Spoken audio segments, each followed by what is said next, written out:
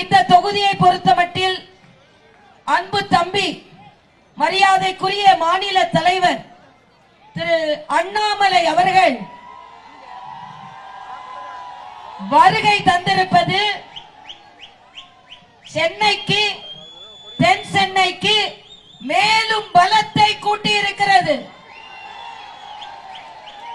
நாம் தென் சென்னையில் வெற்றி பெறப் போவது உறுதி. அவர் வரும்போது என்னிடம் கேட்டார், அக்கா எவ்வளவு வித்தியாசத்தில் வெற்றி பெறுவீர்கள் என்று கேட்டார். நான் சொன்னேன், முதலில் 1 லட்சம் என்று சொன்னேன். தம்பி இங்கே ஏறியவுடன் அது 2-3 லட்சமாக மாறியது என்பதையும் நான் தெரிவித்துக் கொள்கிறேன். ஏனென்றால் நாமெல்லாம் லட்சியத்திற்காக நாம் பாடுபடுகிறோம். நாம் அடிப்படையில் இருந்து உண்மையிலேயே நான் அவரை பாராட்டுகிறேன். ஒரு சாமானிய இடத்தில் இருந்து இந்த அளவிற்கு உயர வேண்டும் என்றால் எவ்வளவு கடுமையான உழைப்பு இருக்க வேண்டும் என்பதை நாம் எல்லாம் புரிந்து கொள்ள வேண்டும். அவர் பேச வேண்டும். நான் சுருக்கமாக, இந்த தென் சென்னையில் இதே KK நகரில் இறைவன் என்னை ஆசீர்வதித்திருக்கிறார். இந்த KK நகர் விநாயகர் கோயிலில் வைத்துத்தான் நான் பாரதிய ஜனதா கட்சியில் சேர வேண்டும் என்ற முடிவை நான் எடுத்தேன். அண்ணாமலையின் ஈஸ்வரின் மகனான விநாயகரிடம் அந்த முடிவை எடுத்தேன். இன்று அண்ணாமலையாரே வந்து ஆசீர்வதிப்பதை போல நான் உணர்கிறேன். அதே போல இந்த பகுதியில் தான் நான் ஏறக்குறைய 40 ஆண்டு காலம் வசித்து வருகிறேன். 20 ஆண்டு காலம் என கிளினிக் நடத்தினேன். இங்க எல்லாம் கேட்கிறாங்க, ஏன் தென் சென்னைக்கு வந்தேன்னு. தென் சென்னைக்கு வரவில்லை, 40 ஆண்டு காலமாக இந்த மக்களோடு நான் வசிக்கிறேன் என்பதை நான் தெரிவித்துக் கொள்கிறேன்.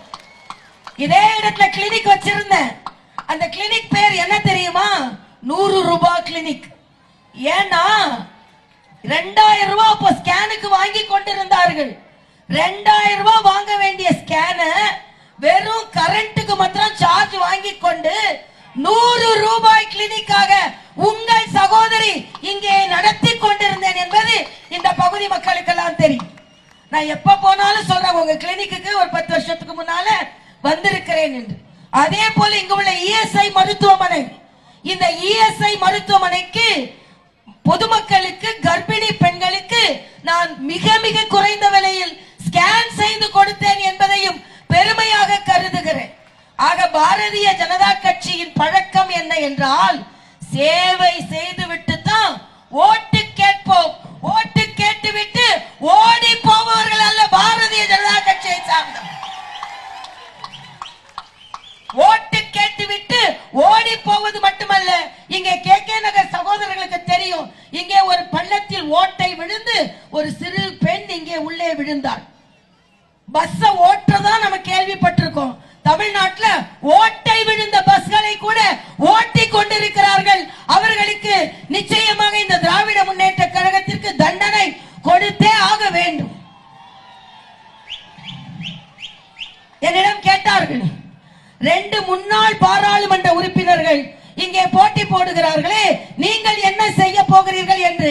நான் சொன்னேன், அவர்கள் நிச்சயமாக 2 பேரும் முன்னாள் பாராளுமன்ற உறுப்பினர்களாக நிரந்தரமாக ஆக்கப்பட போகிறார்கள் என்று. செய்திகளை உடனுக்குடனும் துல்லியமாகவும் தெரிந்து கொள்ள சப்ஸ்கிரைப் பண்ணுங்க.